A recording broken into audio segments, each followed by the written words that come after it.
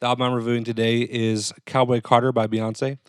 It is my favorite album so far. When I first heard it, I sat down and I listened to it for the whole thing. I listened to the entire thing all the way through. And I listened to it when I got off work. I started listening to it in the car. I continued to listen to it until it was done. It has changed the way I look at country music and the way I look at genres. I just want to jump right into it. American Requiem is the song that opens us up to the album. One of the first things I noticed is that the initial sound kind of sounds like a sitar, and there's definitely like a drone going on. And something that reminded me of is how banjos have drone strings as well. It's like my number one favorite fact of all time that banjos are actually African instruments. They come from Africa. They're definitely like of African descent. It's more evidence of how interconnected our cultures are. This song is gigantic, epic, and honest. It addresses the facts that Beyonce was harassed at the CMAs. Talks about how she is not country enough for country music, but also too country for some people. I actually saw a Quora post that said that her accent was like really hard to understand, which shocked me. I don't know who says that about Beyonce's accent, but yeah, she was too Southern for, this random dude. And I think that that's something a lot of Americans can relate to, that idea of I'm too much of something for this group, or I'm not enough of something else for that group, but I can associate myself with both groups, but outsiders of those groups look at me and they're like, oh, you belong to that one or that one, but insiders of the group say you don't belong to us at all. And it's just an interesting dichotomy that a lot of people can relate to. Not me in particularly, but I empathize. Also, the melody of this song is gas. One of the best melodies I've ever heard. As the arrangement of it, the way it's done is fantastic. Loved everything about this song. The next song is Blackbird, and this is a cover of a Beatles song with the same name. Paul McCartney has been very open and honest about how Blackbird is supposed to be a message to black girls in America. The word bird in England is slang for little girl. So Blackbird for English people literally sounds as or reads as black little girl. So it's very direct and open, and it's about how the struggles that black girls go through in racist societies. And this is also the song that Beyonce uses to bring on a bunch of black women who are current country artists. And I think she does a great job. At first, when I heard that they only sang background vocals / a little section, I was kind of confused. I was like, why would you not give them the chance to show off their abilities? But then it clicked to me that these women don't need to prove themselves at all. They don't need to say, oh, look, I'm good too. They've already got a body of work and they are good. Actually, one of them is Tanner Adell. I love Tanner Adell. The song Buckle Bunny goes crazy. There's a little section at the end where there's crazy banjo, and it is so fun. And yeah, got me feeling like a bad bitch. The way that Beyonce balanced all of the artists also allows for there to be no drama. I can definitely see fans of Beyonce being like, oh, or she gave this one artist a little bit more attention than that one, and it turning into something that it never was supposed to be. So I think that just by giving them a little section, it was the best possible choice. The artists featured on the song are Tanner Adell, Brittany Spencer, Tiara Kennedy, and Raina Roberts. 16 Carriages is one of the singles that were released for this album. The song sounds the way a Journey feels, if that makes sense. It moves forward a lot. It's got a motor in it, you know what I mean? It doesn't ever stop its momentum. The Carriages could either refer to years or tour buses. Beyonce started her music career at the age of 15, so this song kind of touches on the fact that she has no idea what childhood is like. Fantano mentioned the fact that Beyonce doesn't know what it's like to make $16, but I think that's more metaphorical than literal. However, I do think it's just not exciting. I wouldn't say it's one of my top 10 of the 27. So, I mean, it's still pretty good. I think all the songs on this album are great. Again, though, if it was in a film, it'd go crazy. Next song is Protector. This features Rumi Carter, who is not only a Gemini like myself, but she's also a twin. And this seems to be a song about motherhood, doing everything you can to protect your child. One nitpick I have is that there's like a hissing sound that I heard. Let me know in the comments if I'm alone in this, but when I was in my car, and it was just this song, it's not like it's my car's stereo system, there was like this hissing sound at certain moments, and it kind of sounded like noise from cables or something like that. I'm not sure. I was surprised to hear it though. It didn't sound intentional. Like it, to me personally, it didn't add any musical value of any kind. So My Rose is a song dedicated to Rumi's twin, Sir. It's got amazing vocals. It's definitely a lullaby. It's the kind of lullaby that only Beyonce could do. It's just way complicated. The Smoke Hour with Willie Nelson starts off with a couple of older songs from the past, kind of highlighting Beyonce's love for American music. There's a little transition bit where Willie Nelson himself ushers in the next song, and this is really letting people who call themselves diehard country fans know that just because Beyonce is a black woman doesn't mean her music's not good. This is Willie Nelson we're talking about.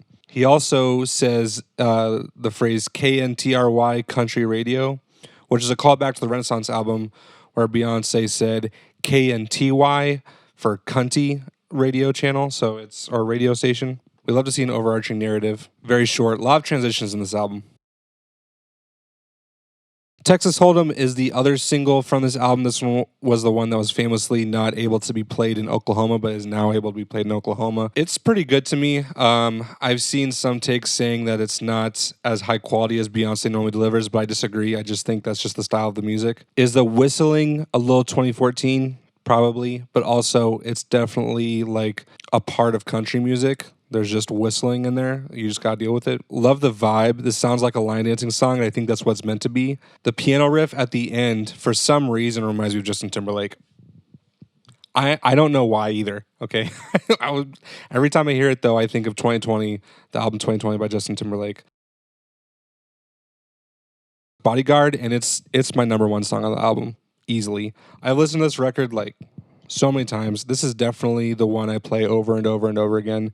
The vibe is all over the place. Actually, no. The vibe is fun. The genre is all over the place, which is the point of the album. It's got this piano line that reminds me of Elton John, but then the bass line reminds me of Come Get Your Love by Redbone. Do-do-do-do-do-do-do-do. Like, it's also got acoustic guitar. The acoustic guitar part alone is pretty country, but then you add these other elements like the drum beat and the sonic choices she makes, and it's just all over the place, and I love it because it's also intentional. Like, it's a genre, if that makes sense. I don't know if that's a word, but it is now. One of the things I love too is the fact that the bass line is constant and it's not percussive, but the piano and the acoustic guitar are very percussive, and it adds a nice little contrast. And then when you go into the chorus, they kind of switch places, and the bass sound switches entirely. Pay attention. The bass sound goes from being super subby and deep to being much more mid-range. Yeah, this is one of my favorite songs to listen to, is Gas, and if you don't like it, it's because you're weird. There's literally no other reason to not like this song. Did you also know that there's another instrument in this song that is African, and it's the agogo. The go-go bell, and that's that like wooden bell thing that's got like ribs on it. You can rake it. That's the raking sound you hear in this album, in this song. You can also make like a little cowbell noise out of it. The next interlude is from Dolly Parton. She is here to endorse Beyonce's version of Jolene because, you know, the OG, I'm calling them OG country fans, but the super white country fans who think that Beyonce is incapable of doing country music are afraid of Beyonce's version of Jolene. Just anyone would be. I was like, oh, she better come correct with this version of Jolene, because the melody Dolly Parton wrote for Jolene is insane and it's amazing. So, you know, it's going to be very interesting to see how does Beyonce handle Jolene. So if you're watching the video, you haven't listened to the album, pause it right here, go listen to that song Jolene, and then come back to hear my thoughts about it.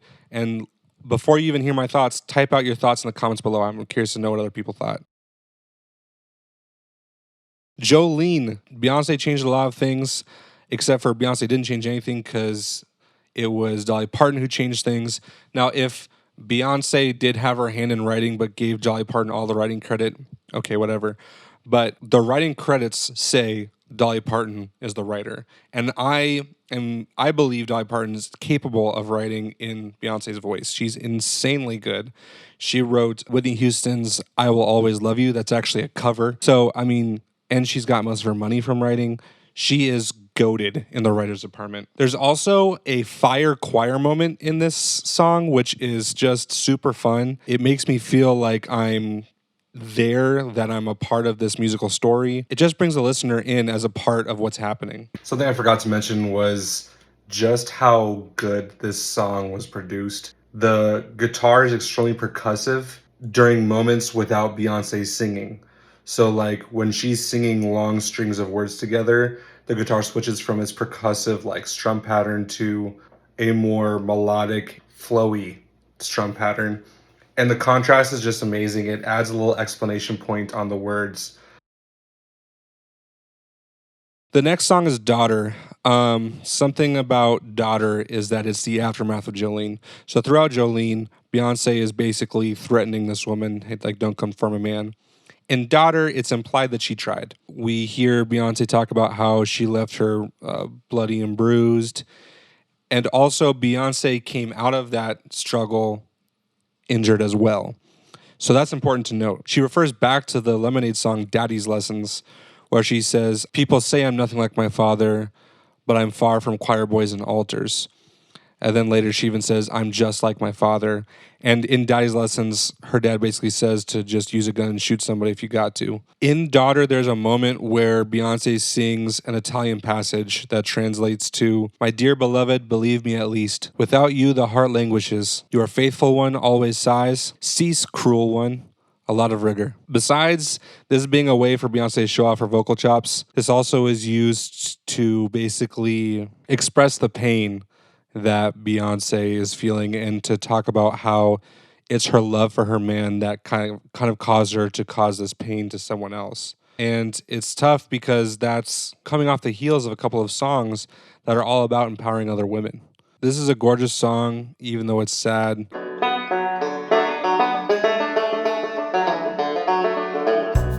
This is the least country song on the record. It features Linda Martell and Shaboozey, who are both country artists, so that's pretty contradictory. Linda Martell starts off the song by saying, and I quote, genres are a funny little concept, aren't they? Yes, they are. In theory, they have a simple definition that's easy to understand. But in practice, well, some may feel confined. I think that's really important. This shows that Beyonce is not trying to prove herself as a country musician. She doesn't need to prove herself because she feels confined to one little genre and she's got more musical ideas. She expressed them on Lemonade and Daddy's Lesson, but she wanted to take it further than that. The song samples Aquecimiento das Danadas. I apologize for that pronunciation. The way the violins and stuff happen reminds me of Tyler, the Creator's Who That Boy, or Who Dat Boy, with the distorted violin sound and its like short little staccato notes. It's not sampled. Tyler doesn't sample that either. Beyonce like definitely raps in this song, like clear this is a rap song, and the attitude she has is similar to that of those in spaghetti westerns, which is why I think it's called Spaghetti. Very aggressive. She says she's a shooter and she's got shooters, all this business. And then Shaboozey comes in and he's a lot more country with it. Shaboozey is a country artist. If you haven't heard him before, definitely go check him out. He's pure country. Like, he's got all of the hallmarks of a country artist. And he even uses more like country keywords like bounties and all that sort of stuff. Also, Shaboozey's section is a lot more guitar oriented. So Beyonce's section is very rap, a lot of percussive sounds, whereas Shaboozey's section is much more stringy. Yeah, it's interesting. There's no drums at all in that section, and yet there's still just as much rhythm from his voice, which is very hip-hop. You know, the vocals are basically drums in hip-hop. The next song is Alligator Tears, and this is basically about how Beyonce loves someone so much that she'd be willing to do literally anything for them. However, they are definitely manipulating her. Very tough, and especially coming off of the back of songs like Daughter and Jolene, where she is writing for this man. She is trying everything she can to secure him, lock him down, and not just that, but make him happy, as we heard in Bodyguard. And yet this guy is still being manipulative. He's still being an ass. He's not reciprocating what Beyonce is doing. And so the song sounds kind of like, I don't want to say complaining, but it sounds like she's complaining. Like she's like, ugh. Like it's kind of got that sound to it, especially the way her vocals have like sunrise in the, like she just kind of like strings it along. And it's just tough to hear her feel that this person is faking their sorrow specifically to manipulate her. The way it's arranged and the orchestration of the song is very country. It kind of, to me, reminds me of the Breaking Bad intro song, like that, you know what I'm saying, with like a steel guitar and stuff like that. Bluegrass. Reminds me of bluegrass. The next song is another introduction thing featuring Willie Nelson and KNTRI Country News, Country Radio. And he basically says, look, this is an opportunity for me to let you know, as Willie Nelson, that this is a good song coming up. And white people, you should trust me that this is a good country song. That's essentially what the point of that little section is. The next song, of course, is Just for Fun, featuring Willie Jones, who I don't know anything about. Very gentle, uses acoustic guitar and classical piano. This is a song that features more religious imagery, with her saying, I pray to her. There's a movement making God a woman. Me personally, God could be. I don't know. God is beyond gender. So who cares that she says that? If I'm able to say I pray to him, then why can't someone say I pray to her? If we're talking about the same person, it doesn't really matter. The Willie Jones feature is like really short. I honestly don't see the point in it. I assume that it's, again, to add another name of like Willie Jones saying, I support Beyonce. I don't know who Willie Jones is though. And he literally has like 2 lines. So, and that happens a few times throughout this album, like in Blackbird, where all of those other artists got like a little section. I explained that, but Dolly Parton, I'm surprised she didn't do a little duet with Dolly Parton. And Willie Nelson just talks, he doesn't sing. So I'm not sure why those types of choices were made. Two Most Wanted is the next song on the album. It's probably the most modern country sounding song on the record, and it features Miley Cyrus. It's essentially calling back to like a Bonnie and Clyde type of a vibe, like with lyrics, I'll be your shotgun rider to the day I die, until the day I die. But also throughout this song, I get this feeling that Beyonce and Miley Cyrus are dueling each other. There's a part at the end where they sing the same line and they're harmonizing with each other. And it starts out with Beyonce singing the melody and Miley Cyrus singing this big, grand, harmonizing line. And then they switch to where Miley Cyrus sings the melody and Beyonce sings this grand harmonizing line. And throughout the song, I just feel like intentionally they're dueling with each other, where it's like Miley Cyrus is kind of playing the role of Jolene or Becky with the good hair. I don't know if that's the case. I be thinking too hard about things sometimes. But if it is, then that's freaking sweet. And if it's not, I'm just going to assume it is anyway because it's more interesting to me to listen to. So the next song is Levi Jeans featuring Post Malone. And this song was designed to be on country radio. It's a classic love song about sex and loyalty. And chorus goes crazy. And it's got some 808s. It's a good mix of country sounds and pop sounds that we've heard many times by other artists that are already in the country genre. Post Malone does a great job. He sounds really good.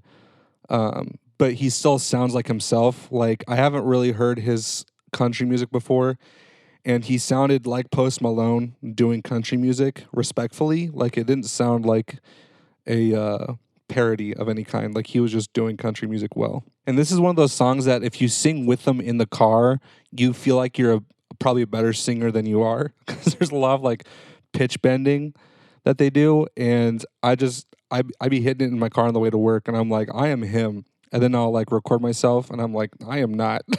So it's a really fun song to sing along with. The next song is called Flamenco because that is the style of guitar being played. I don't know if flamenco music is like blues where it has to have a specific subject in order to match the genre. It sounds like she's about to break up with somebody. It even ends with realize that you don't know what you've got until it's gone right about now. So it sounds like this is a breakup song. It's classic, it's sad, but her vocals go stupid and she is so amazing in the song. I love Beyonce's vocals so much. And if you didn't get that by now at this point in the video, however long it's been, because I've been recording for like almost an hour, then you know now for sure that Beyonce's vocals are insane. The next song is the Linda Martell Show, and I'm going to take a little second to tell you guys about Linda Martell. Linda Martell was the first black artist to sing on the Grand Ole Opry in 1969, just 5 years after segregation ended. So she was quick. And she had a similar experience to Beyonce, but worse.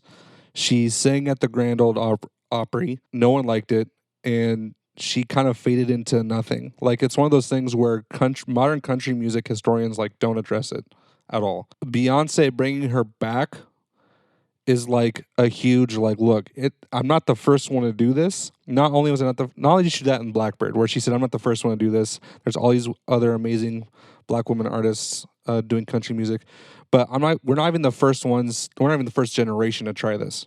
And I think it's really cool that Beyonce gave Linda Martell her own voice and allowed her to kind of be the motor of one of the aspects of this album, one of the storylines of this album, which is Beyonce's ability to weave from genre to genre. Linda lets the audience know that the following song or the next song in the album is going to be a unique listening experience. Yaya samples These Boots Are Made for Walking by Nancy Sinatra. Sounds like a live recording. Again, this is one of those songs that's just going to be so baller in real life. It's going to be so fun to listen to in the concert, and I'm going to try to go for sure. And there's a little so in Texas Hold'em, Beyonce goes, "Oh," I can't even do it. I'm not going to try to do it, but she has this little like vocal line, and she repeats that same riff in this song. And so I spent a lot of time trying to think about if those two songs are connected. I don't know. They both have to do with like dancing and men and women like being open and honest with each other about how they feel. But otherwise, I don't think there's really anything to that other than just a musical callback, which is still cool. And while this song is definitely fun, it also speaks a lot of truth. There's the line, "Whole lot of red in that white and blue," which refers not only to soldiers losing their lives, but also to the blood of slaves and Native Americans that this country is genuinely built on. She also spells her name Beyince, which is her mother's maiden name. Apparently, it was misspelled by the hospital staff. And when her mother requested a correction, the hospital staff responded, "Be happy you even got a certificate, because at one time, black people didn't get a birth certificate." Which is insane. That is horrible. And that is Beyonce. That happened to Beyonce. That's Beyonce's birth certificate that they messed up, not Beyonce's mom. Okay? Keep that in mind. And so this just is another example of how racism still persists. And this song does a good job of calling that out in that way where white people don't catch it very well. So you have to like sit and think about it a little bit. Oh, Louisiana is a short interlude sampling Chuck Berry's 1971 song, Louisiana. I'm not really sure what the point of it is. It's like pitched up. It sounds like a transition, but I don't know why it's in the album. I don't know if it's like her favorite song and she just wanted to be a part of it somehow. I'm not sure. I skip it every time. So that's how I feel about that one. The next song is Desert Eagle, and it starts off with some fire bass that reminds me of Thundercat, but is actually played by Marcus Reddick. Desert Eagle is kind of a triple entendre as it refers to a sex position, the actual gun itself, and a pee-pee. Very short, very fleeting. It's like a minute long. And it starts off by saying do-si-do, and I think Beyonce is one of the only people in the world who could make the word do-si-do sound fire and cool. You know, like whenever I hear do-si-do, I think of like old people and like grandmas, like do the do-si-do. Riverdance is another example of Beyonce taking some hip hop mindset and putting it in country as it sounds like she chopped up a guitar riff, and it sounds also like a super dry acoustic riff. And I think that that's super interesting. Like, I wonder how hard that would be to actually, I haven't tried how hard it would be to play that line in real life. Beyonce also pays homage to Dolly Parton. She uses her nails as percussion in this song. This song is similar to Alligator Tears and the fact that it discusses Beyonce's devotion to her romantic partner. There's a lyric that says, "Seconds drag like days whenever you don't want to talk or speak." And it really shows how Beyonce is kind of hanging on every word of this person. Two Hands to Heaven, and it's really hard for me to pin for some reason. The first part of the song sounds like it's coming from the past, like her words are being influenced by memory of good times, but she is speaking to someone in a moment. It makes promises to her romantic partner that she is the best that's ever going to happen to him, basically. It's good, her vocals are good, but for some reason it just doesn't capture my attention. When I initially listened to the album, I paid attention very well, but on repeated listens, I'm not as entranced as I was the first time. The next song is Tyrant, and it features Dolly Parton at the beginning calling her Cowboy Carter, telling her to light up the juke joint. And that's pretty exciting. We love Dolly Parton, so her appearance again is super nice. This song, again, contrasts her with Jolene. So she literally says she's a tyrant, and she equates Jolene / Becky to the hangman in the sense that that lady's like skinny or something. Like she's expressing dominance in the bedroom with her writing comparative to the hangman, because the hangman does like one job, but the tyrant usually controls the hangman. So she's asserting herself above someone who makes these big claims, but she's saying she's better. It was produced by David D.A. Doman, and you can tell because it's got his producer tag, DA got the dope.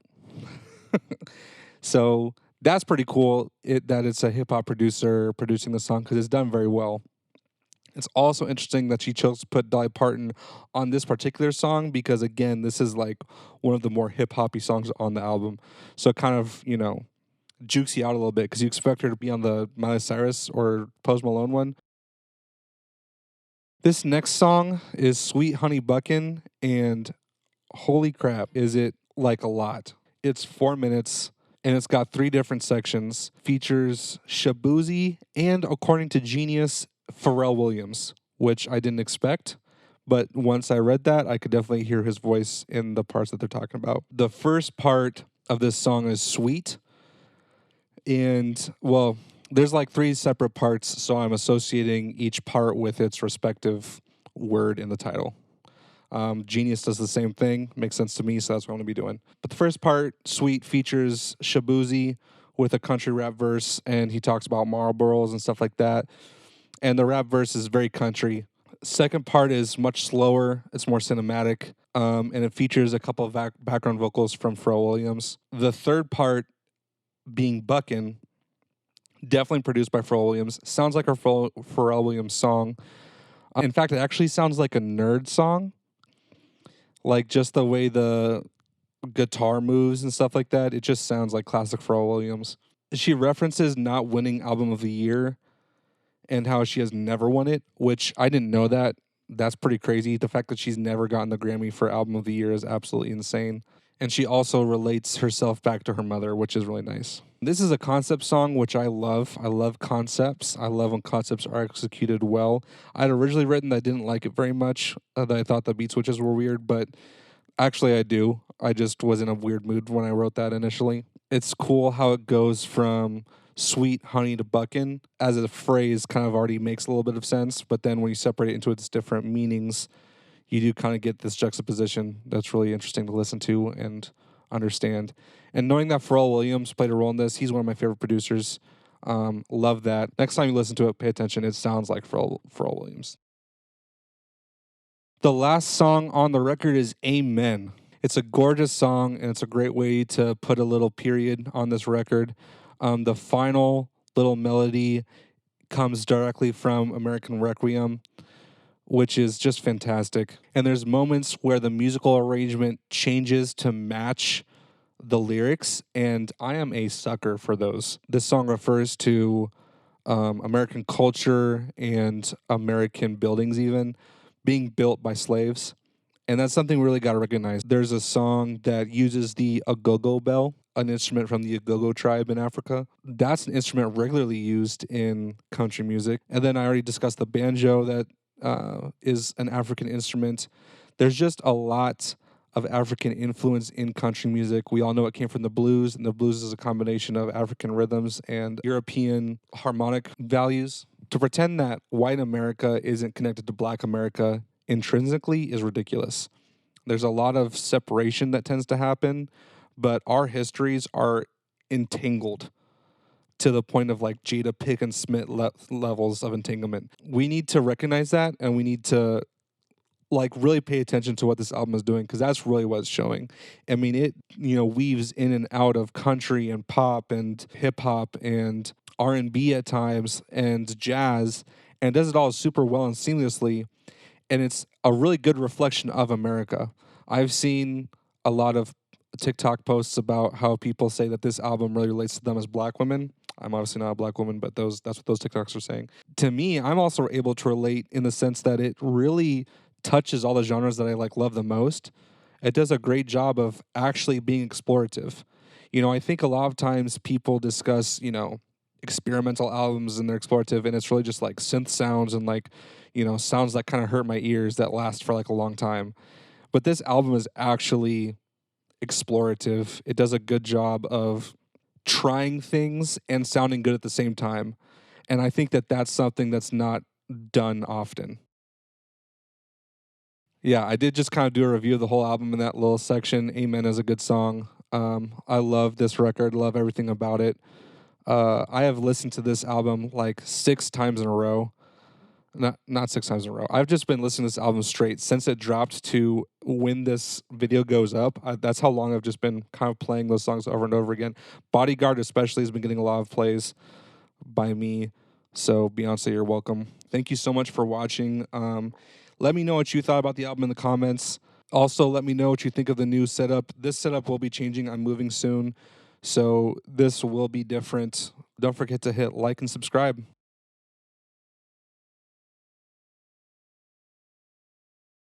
On the Grand Ole Opry, I think that's how you... Grand Ole Opry. Oh my god. Oh, who is not... I'd be losing my train of thought sometimes. American Requiem. Should I do it again and make sure? Black female country, black country artists, black women who are current country artists.